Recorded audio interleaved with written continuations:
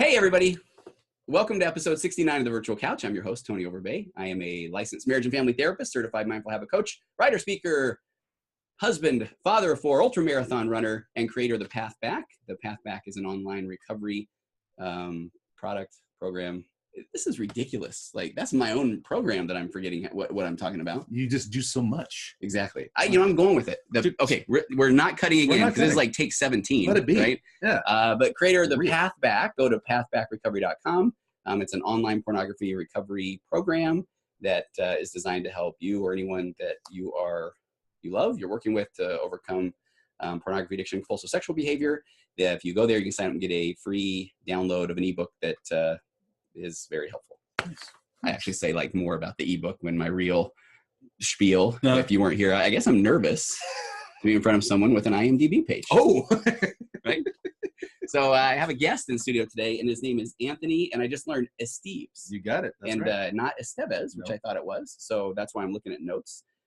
But if you are if you're a big fan of the YouTube, you can go to the YouTube channel. You can see what he looks like in person. Mm-hmm. Said in a very comfortable way with my own masculinity. Probably the most handsome guest that's been on the podcast. Oh, well. And so, matter of fact, now I'm wishing that I would hit. There's a little button I can hit, and it says "Enhance Appearance" with the webcam I have, and it makes me look almost like an anime character. So if I can go and do that after. I thought maybe you're gonna put like a happy face emoji over me because you got tired of my face. Well, that's not a bad idea, right? But I'm grateful to have Anthony on here. Anthony is co-host of the Capeless Crusaders podcast. We'll talk about that in a little bit. He's a writer, contributor, film enthusiast for Latino Review Media, husband, father, and so multi-dimensional player. Pretty much. A lot. Yeah. I do too much sometimes. Do you? Okay. And we've got and so I'll just kind of jump right to it, but then we'll do a little bit of backstory before we get to what Anthony is really here to talk about. But a few episodes ago, I recorded an episode on suicide, and it's a difficult topic to cover, but one that I think we need to bring more attention to. There needs to be more just open dialogue about suicide prevention, talking to people about suicide. And so I got a lot of good feedback from that. And I have a good friend who was on episode 62, Jonathan Alva. Then that was on how to raise an adult. And Jonathan worked with you. Yes. Right? Yes. Okay. And so Jonathan put me in touch with you. And this was when I realized how trusting I am of my friends. Jonathan said, you should have this guy on your podcast. I said, you bet. Right. Here we are. And so for all you know, I could have been I like podcasts. Exactly, right? Wait. But, okay, so now here comes we can plug your Capeless Crusaders podcast. So then I did say, I'm a pro. I'm going to do a little bit of background. Okay. So a few days ago, I say, I need to listen to some of his podcasts. And I think I shared with you off mic that it made me really feel like less of a man because it was all about comic books and Batman and superheroes. Mm-hmm. And I just knew nothing. And so I felt very insecure. But so talk a little bit about your podcast, the Capeless Crusaders. Yes. We formed just over 4 years ago. We all worked at the same spot, same as Jonathan did. And there was like 7 of us in this group thread. And we would just go back and forth on superhero movies, superhero elements. And it all actually started with a debate about Iron Man 3. Tom, who is a writing partner of mine, who's now down in SoCal making amazing short films, he took the stance of how he does not like Iron Man 3. Okay. And then David Barry, who's the main host, and myself are Iron Man 3 defenders. It's not the greatest Marvel movie, but we defend the film itself. And so we're going back and forth in the thread. And then I don't remember who it was that said it first, but one of us said, why don't we do a podcast about this? To debate whether if Iron Man 3 was... Or just comics in general. And then we responded with, why don't we do a podcast? So... That was 4 years ago. That was 4 years ago. There was 6 to 7 of us. We got around a small table in a living room. We started doing audio.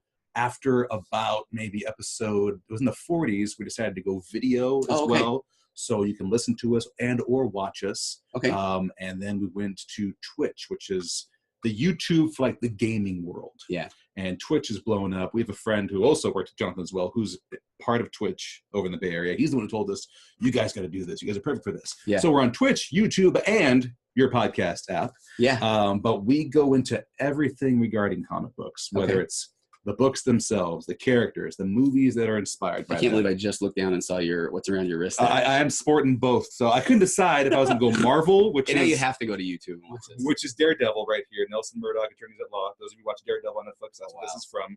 Okay.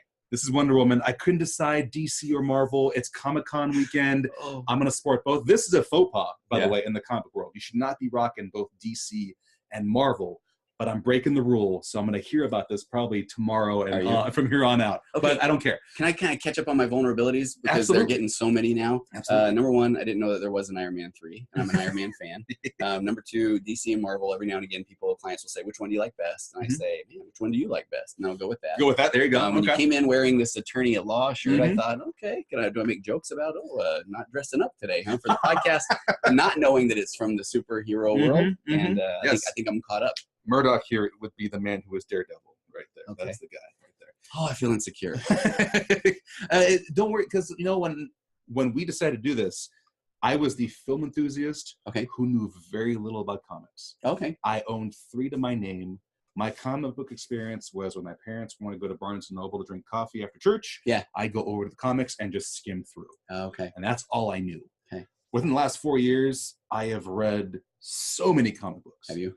Out of my entire life. I actually have comic book knowledge. Okay. Nowhere near our host, David Barry or Amy. They are still the encyclopedias of comic books. And I'm already laughing about when people see the title of this, it's going to have, it's going to talk about suicide. And now we're a few minutes in and we're on comic books. I promise we're going to get there. But that's your podcast is really taking off as well. Yes. You're 100 and something episodes in? We have done 102. Our 103rd is tomorrow night. Okay. We're having local model Summer K, who cosplays, models. She's going to be on our show. We're going to talk to her about the history of cosplay that she's had, how she comes across her characters, what it's like to deal with, people who say you're not really a model, you're just dressing up as a character, and because she does both. So we're going to go into detail and stuff like that. Okay. But it's, and the thing with Iron Man 3 is, our topic today is actually kind of touched on in Iron Man 3. Really? Tony Stark himself, he's having anxiety attacks, panic attacks after what happened of the first Avengers film. Okay. So a prime example of Iron Man 3 is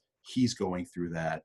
He's dealing with, there's something worse coming and I don't know what to do. And he's panicking about it. I ended up connecting with that movie as we talked later. Yeah. But that's one of the reasons why I like that movie so much, because it shows the humanity of Tony Stark. Okay, all right, I'm in. There you go. Watch that, right? I will. And I think I made the joke earlier on about your IMDb page. Yes. So I was looking at that. You were involved in a project called For America back in 2011. I read, everyday Americans are evicted from their homes. Today, one man says no. Robert Donner isn't leaving without a fight. Ladies and gentlemen, Robert Donner. Right here. That's me. Yeah. So what was that project? So Rusty Moyer, he wanted to do this short film, and it was going to be something Grindhouse inspired, very Tarantino Rodriguez, and he just wanted to do this 6-minute short film. And he's like, I want you to be in it. I'm like, okay, let's do this. So had you acted before? On the stage in theater in high school. I did theater in high school. Movies are life for me, so of course I wanted to be involved in something. And basically, it was work a morning to afternoon shift, and the minute we were off, and this was for a good 2 months. We go to their house, which has been cleaned out. There's nothing but lights everywhere. And it was from that time to midnight of just filming. And of the 6 minutes, about 4 minutes of it is a complete battle scene. Oh, wow. It's a fight scene throughout this entire house. Okay. And we don't have stunt doubles. So we're doing our own stunts. So we're learning choreography for it. I'm taking the hits to the ground. I'm falling on the. One of the reasons I got chosen is because I'm such a wrestling fan that I can actually sell a hit. Yeah. I can make it look like you actually hit me. Yeah. So I'm doing that on stage, on the set. I do come home with some bruised elbows, but that's fine. Yeah. But we make this film that came out during the time of the housing crisis. And the coming back up from it. So there was that element to it, but mainly it's a grindhouse, little guy getting back at the big guy, the man. My character's name is slightly inspired by Richard Donner, the director of Lethal Weapon and all those action films. So Robert Donner as a shout out to it. Yeah. But yeah, it was a fun time. Can you still go find it anywhere? It's on YouTube. It's on YouTube. Just type in For America. Type in Rusty Moyer as well. For America, Rusty Moyer. You'll see it on my YouTube page. I share it. I'll put a link on it here too. Absolutely. Yeah. Absolutely. But it's fun. Okay. So, and one of the things we talked about before was if it would be good for me to know in advance of the interview much about what you wanted to talk about. And we kind of decided that, no, I really just want to have you share your story. Yeah. And so, I don't think, you can see it right above my head here. I have an elephant in the room. And that's for therapy, where then if there, I know there's things that we need to talk about, but sometimes it's hard for people to jump in. the elephant in the room. So I will say, do people want to talk about the elephant in the room? Do we want to kind of build a little rapport first? But so you tell me at what point if you want to kind of start talking about the topic that you're here today. You got it. Yeah. Yeah, absolutely. Okay. I want a little bit more about your background, though, as married, kids. We talked about that at the beginning. Talk about that. Yes. So I married my after high school sweetheart, is what I call her. We knew each other in high school, went to prom together, but it was mainly friends. Oh, wow. We got together after, been together ever since. We got married in 2009. She's my tag team partner, my best friend, my rock, everything I need. And then as of 2013, we've had 2 boys. We've had Jackson, who is now going to be 5 in August. Okay. And Thomas, who just turned 2 this past April. Okay. And they are little monsters. Yeah. I'm calling them Thor and Hulk because they love each other, but boy, do they like to wrestle and continuously wrestle with each other. And sometimes it's laughing, sometimes it's crying. Yeah. But I hate to even ask this. Who would win out of Thor or Hulk? Thor. I heard somebody told me that Thor wins everything because he's a god. Supposedly, yeah. In Thor Ragnarok, the 3rd film, it kind of came to kind of a draw, but they still have this banter with each other as to who's better. Oh, okay. There's the joke that Hulk is able to sign in, like Bruce Banner, who Hulk is when he gets to human form, he signs into a place and his code name is Strongest Avenger. And when Thor hears it, he has this, oh, come on. He has this. Okay. So it's still that banter there. But between these two, the oldest, Jackson, he is the spotlight. He's his father. He wants the spotlight. He's over dramatic. He makes he breaks down if something's emotional, cries watching Coco. And Thomas, the youngest, is the little brawler who is going to be, even if he's only 5'2", he will stand up to the bully who's probably 6'9" and be like, "You're nothing. Do something." Okay. I see him being that guy right the way he is right now, and will defend his big brother against anything. Yeah. But we'll still, wrestle with him and cause pain if need be. Fast forward about a decade, I work with a fair amount of teenagers, and the oldest I hear typically it is the second one down or a younger sibling that then will provoke. Oldest then responds. Oldest gets in trouble. You should know better. That sort of thing. That happens. Right? Oh yeah. So, and youngest also copies everything oldest brother does. Oh. Jackson says something, Thomas will copy it right after. Okay. Well, that's nice. Wants to be his big brother, but also sometimes put him in his place. Yeah, it's very fun. What do you do for a living? Do you share that? Yeah, I right now I am a contributor, writer, and film enthusiast for Latino Review Media. Okay. I write basically I write about 2 to 3 news articles a day in the entertainment world. Nice. Whatever's going on, whatever's new. I write reviews on The Walking Dead. I wrote reviews on 24 Legacy when that show came out, and American Gods. Those are 3 things I was constantly reviewing. So I've thought of this before. So you can watch TV with impunity. I mean, that's your job. Oh, my major, I went to Sac State, and my major was mass communications and media.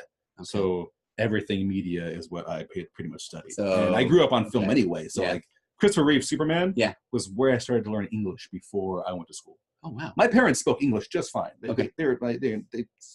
fluent in everything. Yeah, but they wanted me to know Portuguese at home. And Grandma lived with us, so she only spoke Portuguese. Oh, so I learned Portuguese first, and the only English I really had was when I watched Christopher Reeve Superman. Wow! So Superman, I think, was my first American English word. Okay, that I said. Superman was, yeah.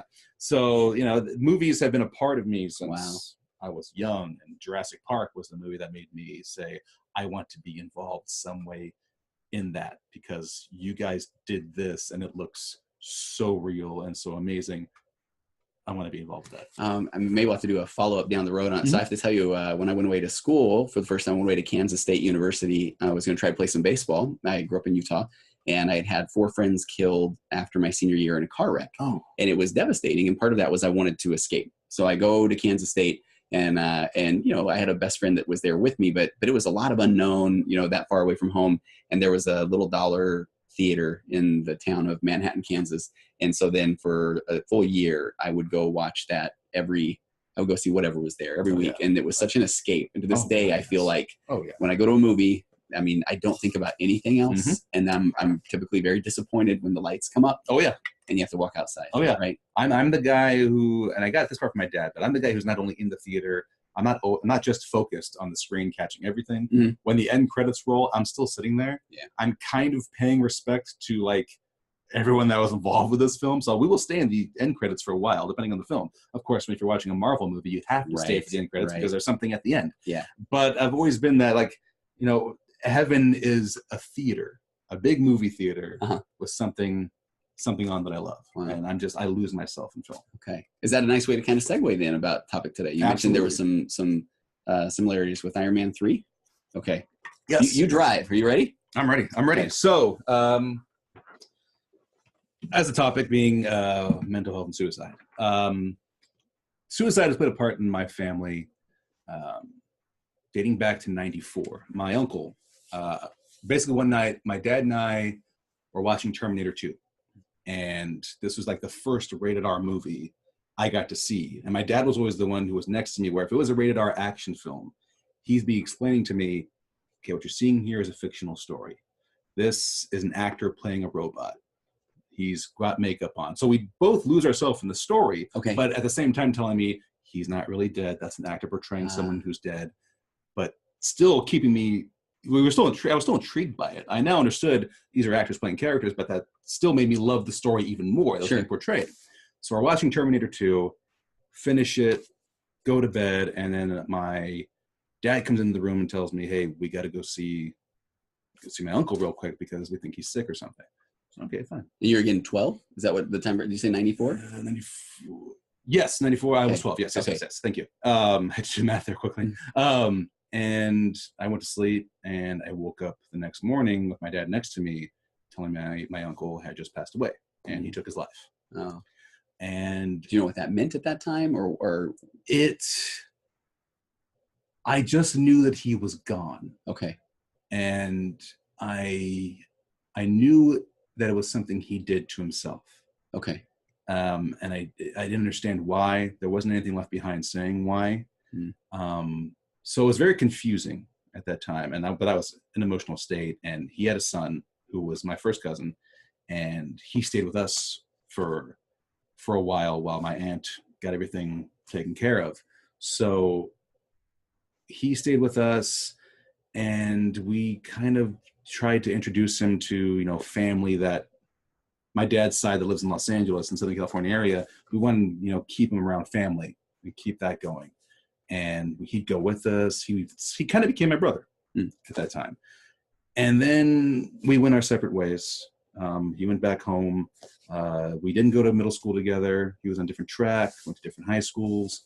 Time went by where we weren't really seeing each other. Okay. And he ended up working for UPS. And we knew this because he would, whenever he delivered something, the box he delivered would say, hi to my dad, or hi to me, or he'd leave little messages on the boxes. And always wanted to meet up again, always wanted to see him, but we never could find a way to get things set up. Saw him at the grocery store. We chatted. We said, we got to find time together and talk and chat. How old were you at that point? Was that high school? Or this was late 20s. Okay. Late 20s. Okay, so it'd been a while. Been a while, yeah. Again, the only communication was, that those boxes from UPS saying hi. Right. Okay. And my dad would respond with a hi back if we were sending something out. Yeah. Because we knew he did our route. We knew that, but never could see him when it would happen. We talked at the grocery store, wanted to meet up, and within a year later, this was 2014, nearly 20 years to the date of my uncle, my cousin took his life. Oh. Yeah. Okay. He took his life. That was around Easter. It was around Easter. I was actually working at the same place I was with Jonathan when my dad tried to reach me by calling me. Yeah. And I couldn't pick up at the time. So he did send text. And I just crouched down. I was in the corner. David, who's part of the Crusaders, he saw that. He was by me.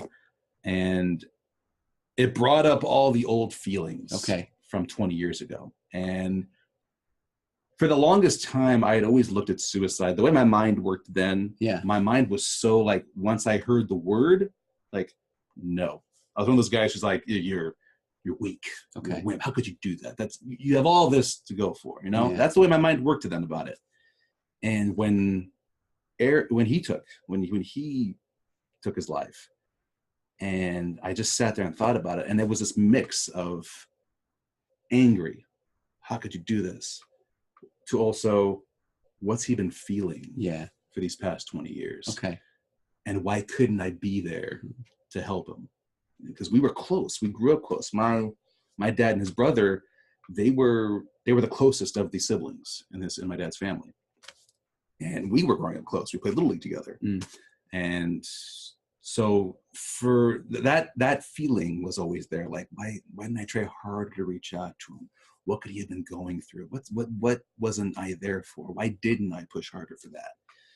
And so I started to think more about that, like what makes a person think they have no choice but to make that final decision. Sure.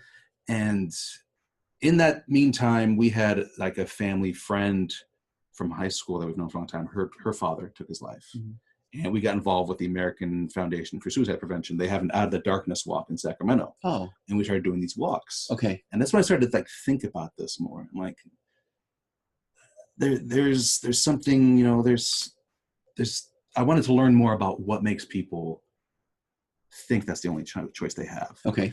And personally then, there came a time where it was about 2 years ago where I faced, as I'll call it, an impromptu career change. Okay. So things had changed, and that impact on me put me in, lack of a better term, a funk. Okay. So this day happens to where I have to change careers, and I'm already got this failure feeling. I'm looking at my wife, I'm looking at my kids. I'm like, you've let them down. You failed. The very next day, a cousin of mine from Southern California, who's like the youngest of our generation of cousins, 25, had just succumbed to his second battle with cancer. Wow. His cousin. That's a lot to deal with. My cousin calls me. She was there when it happened. She's in tears and breaks down and tells me what happened. Okay. So within 24 hours. So you get an impromptu career change, feeling like you let your family down, not where you're at in life at that point. Oh. And then the youngest cousin of our generation, 25. Okay. So at that point, does all the rest of the things you've been kind of dealing with the last couple of years up to that point about suicide and what was somebody thinking? And I mean, does it all decide it's going to pile on? All that boils up. Yeah. And again, my brain, the brain is, we don't give the brain enough credit for how much power it has. Yeah. And my brain still had that, don't even think of suicide. Don't tap out. Don't you dare do that. Yeah. But at the same time, my brain is in over criticizing. I criticize myself like crazy in my mind. So at that point, my brain is telling me things like, look what happened. You've failed. I had a 5-day workout plan, and my brain's like, don't even think about it. We're gonna pick up weights for it. Yeah. Look what you did. What's lifting that weight gonna do with what happened these last? So it was a good time for quite a few weeks where I'm in a funk. I can get out of it. I had friends a friend of mine from high school who worked at my first job, who offered that if I wanted to go work back with them. Okay. And granted, this was a part-time thing. This didn't have the benefits I had. And I said, but you know what? It'll give me something to come in to help with the family, to feel like I'm providing. Okay. So I got that. But still, that my brain for a good 2 years was like, you went back to this? You were over here making so much more benefits. Kids were taken care of. We were going to, think about having a third child and knowing how the first two went and how little it cost us because the benefits were so great. Yeah. Look what you lost. So there was a lot of my brain just. If I can jump into it. So I talk a lot about the concept of guilt and shame. I mean, guilt and emotion of, I almost like to view that. There's a thought of it's more like a stop sign. It's an emotion. You can feel guilty about forgetting someone's birthday, about, something like that. But then the shame kicks in, and the shame says, I mean, boy, you're laying it out perfectly. The shame says, no, I hear you with the guilt, but by the way, you're a horrible person. You're never going to overcome this.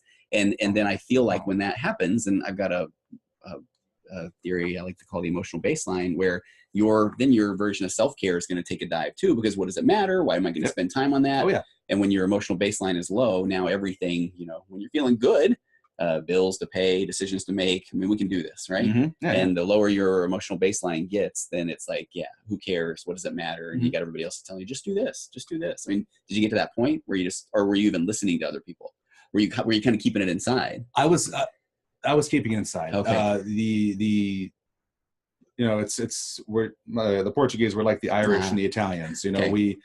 Everything's internalized. Yeah. And because was that too weak or vulnerable? If you were going to say help, I mean, I can't do this. That's what I felt like. No one ever said that to me. No one ever gave me this. Don't ever talk about it. Yeah. People always wanted to talk to me and see how I was doing. It is the way I function, because I've always been the guy who will put on the mask to make everyone else like follow. That's your job. When things got crazy at work, and we were upset, or it was getting annoying the way things were, dealing with people in the public, and I felt it, I was the guy who would spit out a line from a movie to make someone laugh. Okay. Or put the mask on and be like sarcastic positivity. Okay. Where it's like, yeah, I know it sucks out there, but hey, let's go anyway. Okay. You know, one of those Right. things, you know, and that's what I would do. I feel what they were feeling, but at least try to make fun of the situation. We'll talk about the way your brain works. I mean, that became the neurological pathway to deal with, right? Mm-hmm. Okay. Yeah. So then when you got solo, was that even hard to kind of muster up, or were you still? It was for a few weeks. It was, and you know, my wife, God bless her, she had just got promoted at work. So the whole thing was, all right, we're going to have a little more money coming because promoted. Then this happens. Yeah. So I'm like, again, that adds to the shame. I'm like, you just ruined your promotion. Right. Look what you did. I'm gonna say, if baseline's high, it's like, okay, good. I'm glad that happened. Tender mercy, right? But you're in shame mode. Yeah. Okay. Yeah, and it was still, and whenever we wanted to talk, I would say how I was feeling. Okay. And she, to her credit, she was always been someone who says, we'll get through this. I'll see the emotion on her face. She doesn't have a poker face, not with me anyway. Yeah. I've comms major. I'm meant to read what someone's body language is. So I could see it on her. Any other, you know, stranger, she can hide from that. But with me, I can see it. But it was always with her. She always had this, we're going to get through this. We're going to make it. Because we would do that to each other. Okay. Whenever we're so down, it's okay. We'll get through this. And she never, there was being upset at first, but she never blamed me for anything. Okay. She never added to shame. If anything, she was trying to get me motivated, get me positive about it. And I was hearing her. It wasn't like I was shutting her out. I was totally hearing her. I was just battling her voice, her words against the Anthony over here with the hood on who's telling me not to. So just the automatic negative thought after negative thought, negative self-talk, not believing anything positive. Yep. Okay. And we talk about Iron Man 3. Okay. And the reason I like that movie so much in there is because I could relate with the Tony Stark that's happening there. The Tony Stark that's there is riddled with anxiety. Okay. He knows something horrible is coming.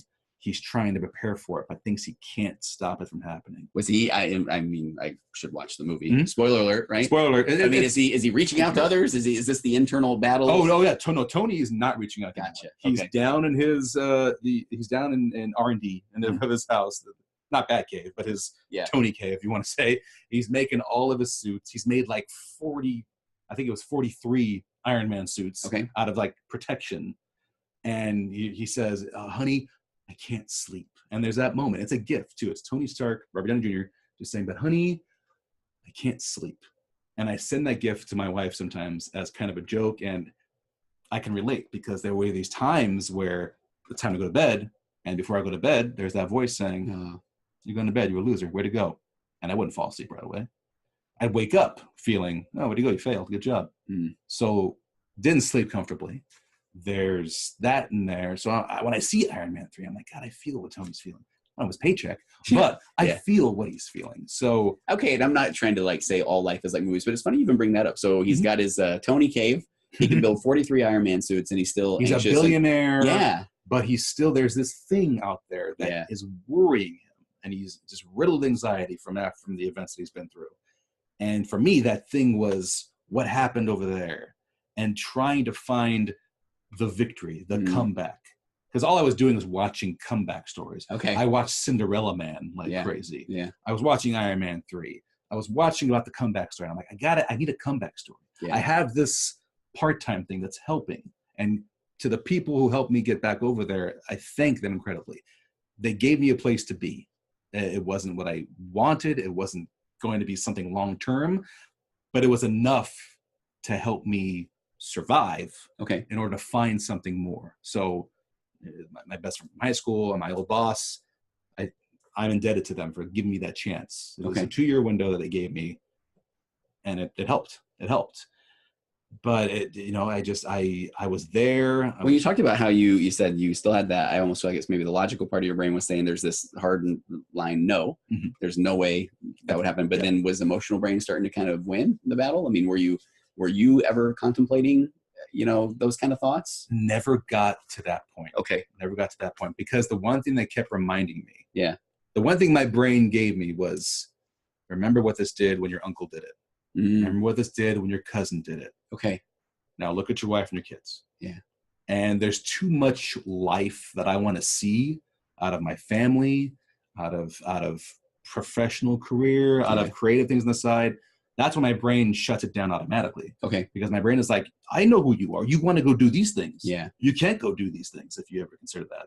And that's all within it's not like I'm sitting there pondering about it. Right. I'll give my mind that. It's like the second I even see the word, my brain's like, no. Okay. No.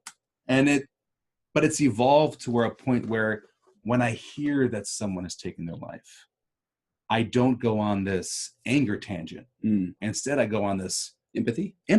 Yeah. What led you to that point? I wish there was a way to help. What couldn't you get over? Because I think you're sharing on some really big points too, where people do feel like, I think a lot of people get to that point where they think people will be better off without them.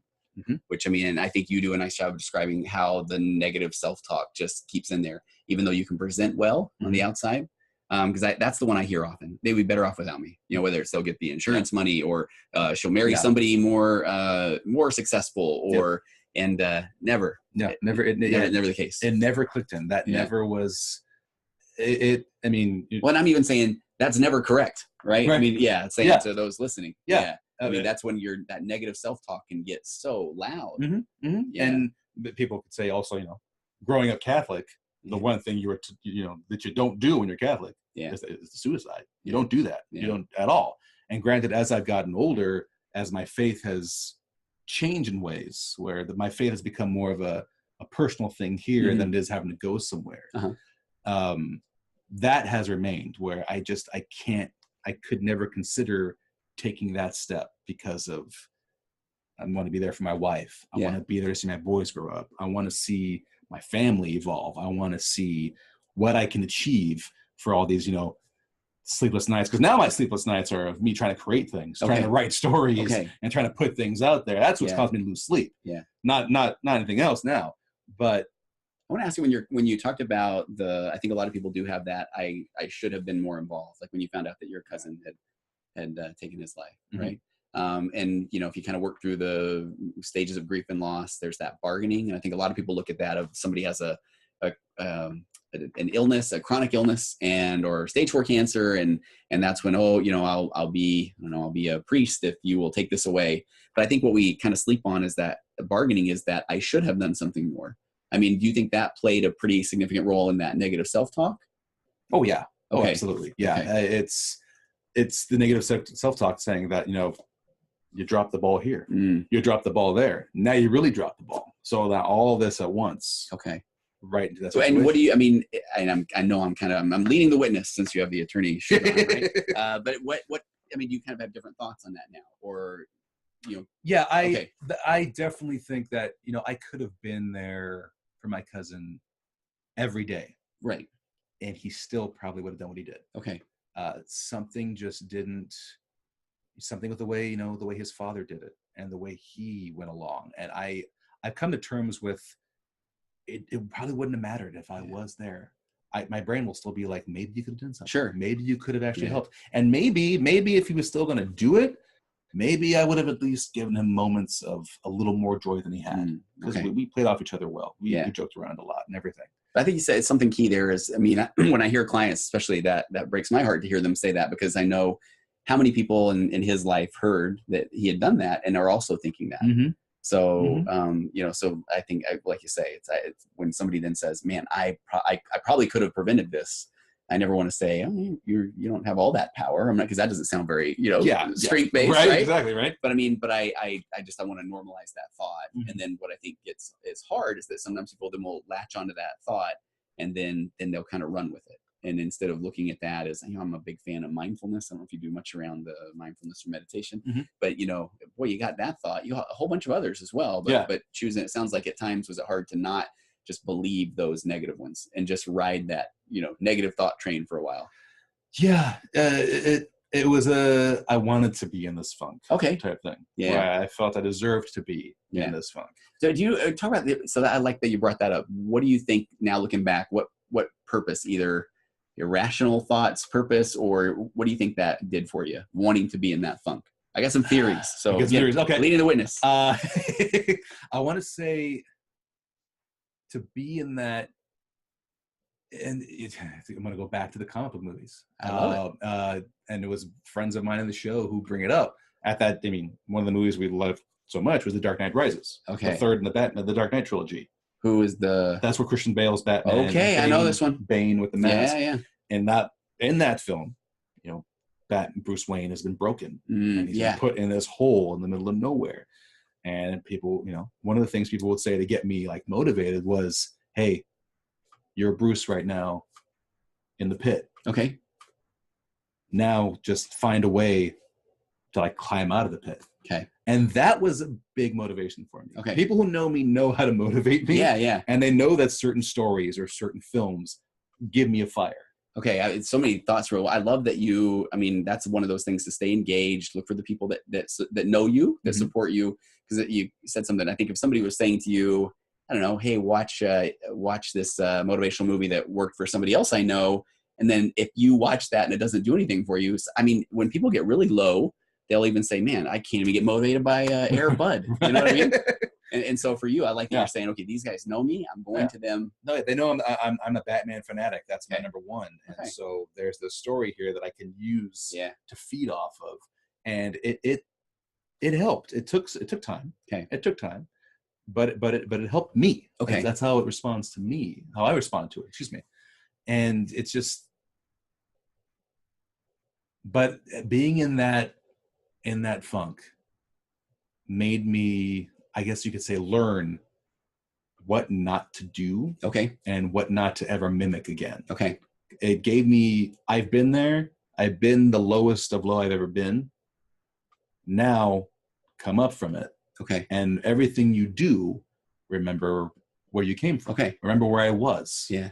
And that can make me make maybe alternate decisions or take a different route, or how to react if something of that caliber occurs and how I can survive it. Okay. So be aware. Be aware. Okay. Yeah. I think where I was setting you up, and I like your answer better, was I do find at times when people then they start to really just identify with that, hey, I'm in this pit. What can I do? Who wouldn't be in the pit because of all the things I've been through? Oh, yeah. You know, don't try to tell me how to get out of the pit. You don't know what it's like in the pit. Mm-hmm. Those kind of things. Yeah. And I understand that, and I do feel like that's when somebody does need to have empathy and jump in there and help somebody out. But I find that sometimes people, I don't know, maybe subconscious. That's I'm afraid to do whatever I have to do to get out of this pit. So if I can just identify with what this is like in here, this is my new reality. Oh yeah. Oh yeah. Yeah. Okay. Oh, absolutely. Accurate. Because what it did, if there was a positive that came out of this pit I was in, was that it awoke. Man, I'm good. I'm a writer, and I'm messing the word up. The creativity, the creative side that I had, that I've put on snooze for like the past 10 years. Okay. Like there was the short film I did for America, but I wasn't doing as much creatively as I was before I went to this place, as I was in high school. A lot of that was put on hold because I got comfortable. Where I was comfortable. I wasn't set for life, but it was enough to be, hey, I'm comfortable right now. I'm good. Okay. And I put away the drive and the power to be very creative. There was a few little things here and there I would do. But when this happened and I realized, hey, you got to go do something. And I'm like, this is the time where, this is the time where plenty of people in the past have made something of themselves when they were under it. Yeah. So that's when I really started to do writing a lot. And that's when Latino Review Media came across that I can write. And like, hey, do you want to write articles for us? And I took that position. That was a side thing. I woke up my on the side reverend duties that I do for weddings. Oh, okay. I do weddings on the side. Okay, hold on. That is hey, we'll be right back. I want to find out more about you as reverend. You got it, right? Okay, we'll be right back with Anthony Esteves. And we're back. Hey. So, okay, I feel like the therapist in me now needs to be vulnerable, authentic, honest. Blistering hot in the virtual couch studio. It was. So I don't know if was that like a pro move though when you watch me say, hey, that's a great time to take a break. Yeah, that was beautifully. But really, it was, No, we were both sweating and stuck to our chairs. We aren't filming in the Sahara. No, It just got really warm in here. Yeah, and this guy sweats a lot.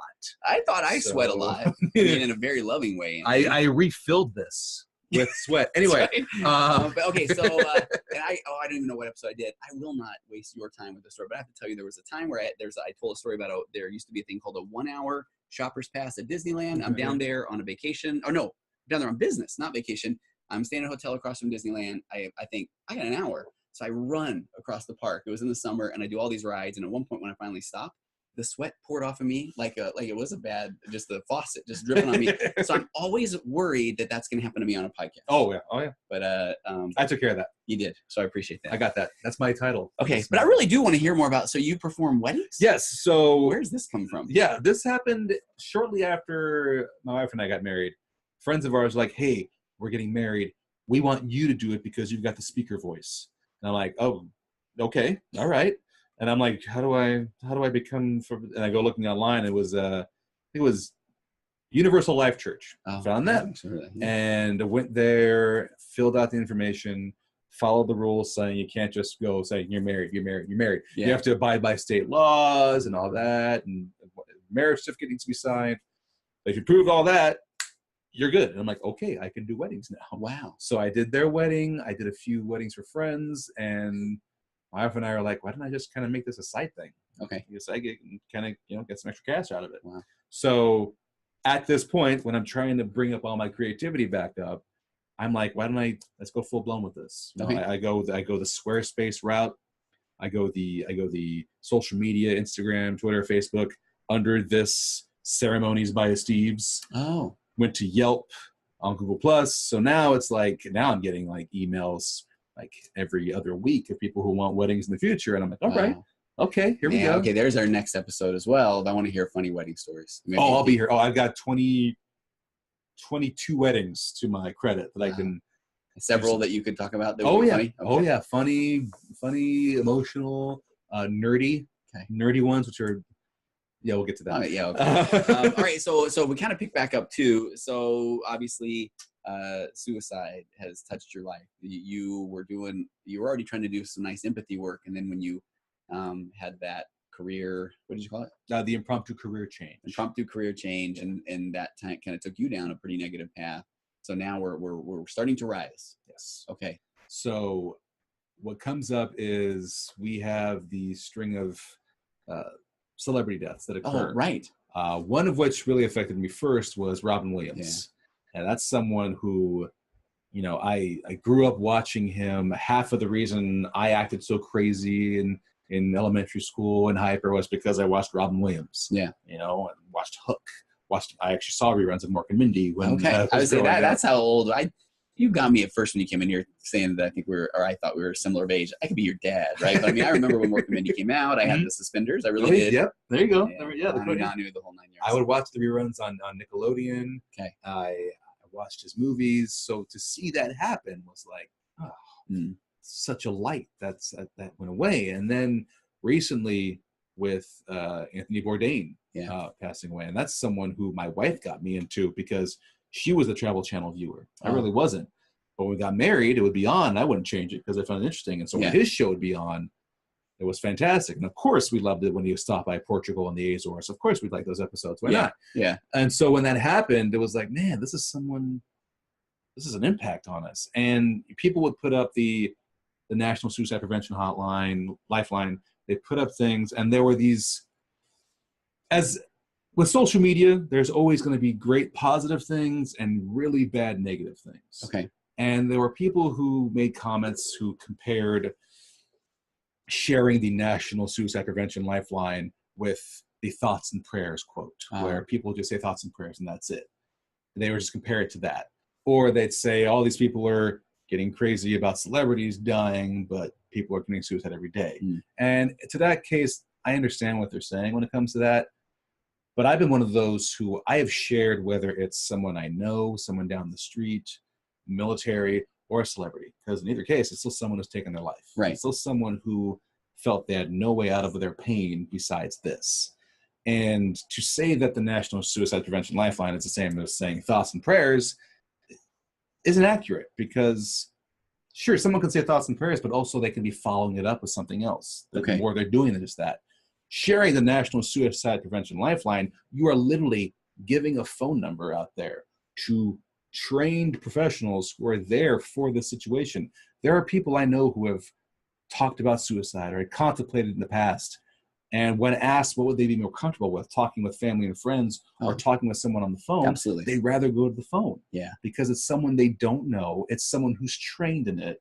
And it's someone whose job is to hear out what they have to say. Family can be amazing. Friends can be amazing. But sometimes if they're not actually listening, if they're not really trained in it, they'll just give one side or what you should do. And don't do that. Don't consider that. Family, they mean well when they do it. They mean to be helping you. But the way they're saying it isn't gonna work for a lot of people. Yeah. And that's why that lifeline's there. So that's why I don't attribute that to being the same thing as saying the thoughts and prayers. But after seeing that happen and seeing the response and then seeing, and thinking about the things in my past with my family and what I was going through, I wanted to make it, you know what, this is something that I want to be an advocate for. This is something I want to start being an advocate for. So on my birthday, my 36th birthday, on Facebook, I put out Facebook makes it really easy when you want to donate. There's a donate button.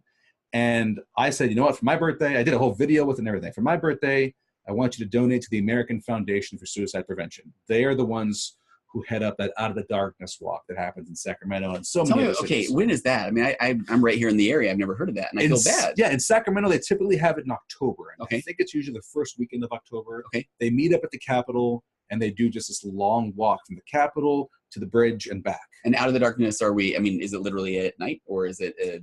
When I've gone, it's been in the morning. I'm not sure if they've changed it. But yeah, they have a focus on, getting out of the darkness of suicide. Okay. Getting out of the taboo of not talking about suicide, making it something we can actually talk about. You said something great on your episode about suicide when you mentioned that talking about it doesn't put the idea in your head. It doesn't. That's a big myth. I completely agree with that. Yeah. It makes you want to talk about it instead of putting it under a rug. Yeah. The show 13 Reasons Why, I'm such a staunch defender of that show because it's putting it out there. It's for you to talk about.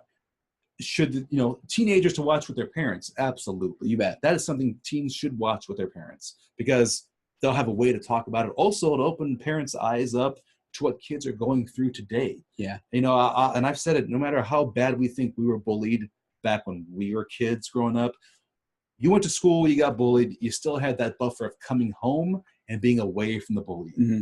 Today, with social media, the way kids have it, they're bullied at school and they're bullied when they come home because it's on Twitter, it's on Facebook, it continues. So it's always on their mind for 24/7.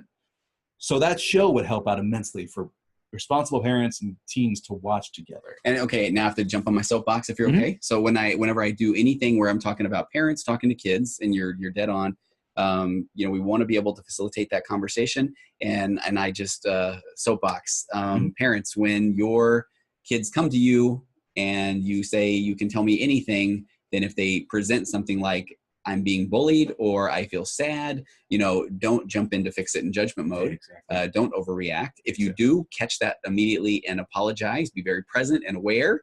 But the fixing and judgment statements, and even if it's like, man, I'm feeling really down or sad, they just were vulnerable. They opened up their heart, and now they don't want to hear, well, if you study a little harder, then maybe you wouldn't feel so bad. Or if you wouldn't just hide yourself in your room playing Fortnite all the time, then you would feel better. Or because what does that say? Then it's like, okay, my parents want to hear nothing of what I'm going through right now. They want a quick fix, and that's it. Yeah. So, parents, it is okay, tell me more about that. Empathy is getting in their shoes. It is not saying, oh man, I know what you're saying, champ. When I was a kid, I had to do this. Because already then a kid hears, okay, I know how this one goes. I've heard this story before. Exactly. And thank you for bringing up that point where it will not put it in one's head. And I always, I'm telling you, one of the things I actually love about the initial assessment as a therapist is you let them know, the only talks about threats to self or harm to self or others. But then you say, have you ever thought about suicide? And I can't tell you how many times you watch somebody almost look like, okay, I don't think I'm supposed to say yes. Like maybe he's going to, lock the door and call the cops but it's like, if somebody tells me I've never even contemplated it, never even thought about it, never thought about it, what would happen or what it would be like, I kind of feel like, I don't know if I believe you, It's more of the, maybe I have at times when I felt down, as a mental health professional, you're looking for, do you have, a plan, or that sort of thing. And you want to talk about that. But I mean, it's normal to kind of get so down or sad that some thoughts will cross your head. So it goes back into the thing about, sorry, now I'm stealing your whole episode, Anthony. Don't worry about it. No, I'm up on a soapbox, though, right? Yeah, everywhere I get to speak, I love to talk about inappropriate thought syndrome. And what that is everybody has inappropriate, crazy, mean, whatever thoughts. Yeah. Just because you have them doesn't mean that's you or you're going to act on them. And the third part is thought suppression doesn't work. So when you tell yourself, what am I doing? I can't believe I'm thinking that. So think about then if somebody hears about a suicide, and if they're like, man, I've thought about that too. Oh my gosh, right? I can't think about that. Stop thinking about that. What's wrong with me? That's not the way to work. The way it works is like, okay, I noticed that I'm thinking about that. It's okay. Maybe I need to talk to somebody about that. Yeah. So anyway, back to you. No. That it was perfect. No, that was perfect. Jump off on that one? Talking to kids. Yeah. Yeah. Talk to your kids. Talk to your kids. Yeah, the show, 13 Reasons Why. There It you made go. me defend that show and everything about it. So I looked into places like American Foundation for Suicide Prevention. Mm-hmm. There's Mission 22. I saw that on some of your social media. What is that? The military? Yes, military. Okay. Every day, 22 military service men and women take their life. Mm-hmm. So their mission is to, just like AFSP, it's bring the light out, bring it out, talk about it, make it apparent. So there's those guys. Project Semicolon is one that I learned about after 13 Reasons Why. Mm-hmm. And it's basically saying the semicolon represents this is where your life could have ended, but you're still going, like a sentence. And there's people who get it who either have thought about doing it and didn't do it, or family members of those who have taken their life, where they would get the tat and represent that way. A lot of the stars on the show 13 Reasons Why got that tattoo as their connection to the show and to the topic itself. So all these organizations that I've suddenly become interested in, wanting to hear more about, learn more about. I'm still in the pre-stages of wanting to become an advocate for this, but it's definitely something that I want to focus on. And like you said, planning the idea, it's been around my life since I was 12. Yeah. So it's been there. It's just made me want to, turn into a positive. Yeah. Bring it out to the light, make it something we can talk about. The more we talk about it, the more we can find easier ways to help those that have this issue. Because I know it's going to sound cliched, but I mean, if somebody is posting about it, and there are going to be people that are like, okay, I get it, but there's somebody there that's saying, okay, I've seen that number enough, or I respect that person, or okay, finally I'm going to reach out. And again, world of cliches, I kind of don't care, right? Right, no. If you help one person, I mean, that's worth that's the line from Schindler's List. You save one person, you save humanity entirely. Yeah. So you're saving someone, and you're talking to a guy who loves superheroes. So I mean, come on. Yeah. It's something ingrained in me since I was 5. It's wanting to help. Yeah. Wanting to help, and now I'm learning on ways how I can and take my negative and turn into a positive. Okay. That felt very Bruce Wayne the way I said that. Did it really? It's true. Taking this negative impact and turning it into something else. Okay. So is it true? Is Spider-Man the one that talked about power and responsibility, or what's that? Spider-Man is the quote his Uncle Ben told him: "With great power comes great responsibility." Okay. That one is brilliant. It is. It's a fantastic. That one makes me a big Spider-Man fan. Oh yeah. Oh, as you should be. He's one of the tops. Well, and I also think that I don't know. I'm not just going to turn into something, but I feel like I could get bit by a radioactive spider. So if there was ever a chance for me to become a superhero, I believe it. Yeah. We'd report it on the Capeless Crusaders. We would report that. Would you? Anthony, anything else you want to share? Yeah. If you're interested in any of the things that I do, my social media tag account name handle. That's it. My social media handle is the Azorian One. It's not the Arizonan. Okay. So people have thought that. I've never been in Arizona. I wouldn't mind it. I've never been there. Okay. Do you need to spell that then? I will. Yeah. The Azorian. So and then Azorean. Azorian. It's the islands off the coast of Portugal, the Azores Islands. Oh, I've heard of that. Okay. My family's from. Okay. Portugal's Hawaii, basically. The Azorian One. It's a play on my wrestling hero, The Rock. Oh, yeah. Dwayne Johnson. He used to call himself the Great One in wrestling. Oh. Amongst other nicknames he had. So I'm the Azorian One. I'm not quite him, but I'm the Azorian version. The Azorian One is on Twitter, on Instagram. I'm Anthony Esteves on Facebook. I write for Latino Review Media under Anthony Esteves. So you go there, you can search my name and see the articles I write. I also have a Medium account, but because I'm writing so much for LRM, that I haven't written much lately on Medium, but I'll be back on there soon.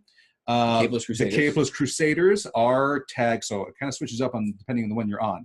If you're following us on Twitter, we're called the Capeless Ones, O-N-E-S, because somebody grabbed Crusader before us. I hate that. Big time.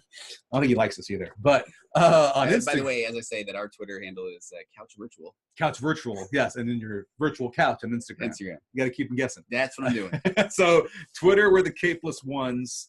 Instagram, we're the Capeless Crusaders, well, all one word, and we're the the Capeless Crusaders on Facebook, YouTube, Twitch. It's twitch.tv/the Capeless Crusaders. We will have our episode Monday night, which will be the night that this airs. Okay. Yeah, it's going to go out Monday morning. Monday morning. So we'll have our episode tonight if you're listening. Will you be talking about? Will you plug this, Anthony? Absolutely. It would mean the world to me. They have no problem with plugging this. Okay, absolutely. Okay. And am I seeing anything else? All right. So now, okay, and you can still talk about it. And please, no one go away yet. So this is the time of the show where I pull. Oh, here we go.